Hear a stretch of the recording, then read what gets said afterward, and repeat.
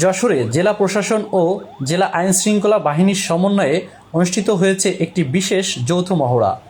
অদ্য 12ই আগস্ট 2026 ইং তারিখ রাত 8 ঘটিকায় যশোর শহরের বিভিন্ন গুরুত্বপূর্ণ সড়ক ও এলাকায় এই মহড়া পরিচালনা করা হয়। মহড়ায় যশোর জেলা পুলিশের 8টি টিম, নির্বাহী ম্যাজিস্ট্রেট, র্যাব ও আনসার সদস্যরা অংশগ্রহণ করেন। এ সময় বিভিন্ন গুরুত্বপূর্ণ পয়েন্টে টহল ও চেকপোস্ট ডিউটি পরিচালনার মাধ্যমে সার্বিক আইন শৃঙ্খলা পরিস্থিতি পর্যবেক্ষণ করা হয়।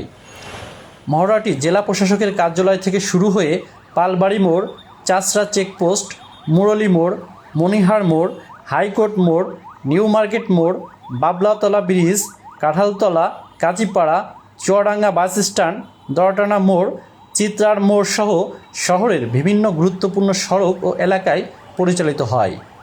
পরবর্তীতে ঘোপ, বাবলাতলা ব্রিজ, পুলি আই মোড়, পুলিশ লাইন্স ও প্যারিস রোড হয়ে যৌথ মহড়ার সমাপ্তি ঘটে।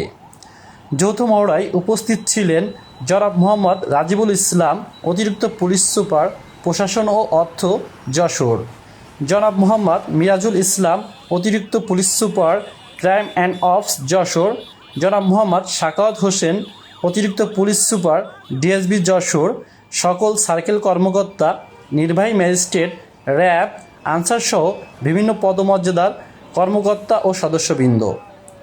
জননিরাপত্তা নিশ্চিতকরণ, আইন শৃঙ্খলা পরিস্থিতি স্বাভাবিক রাখা এবং যে কোনো অনাকাঙ্ক্ষিত পরিস্থিতি মোকাবেলায় জেলা প্রশাসন ও আইন শৃঙ্খলা বাহিনীর সমন্বিত প্রস্তুতির অংশ হিসেবে যৌথ মহড়া পরিচালিত হয়।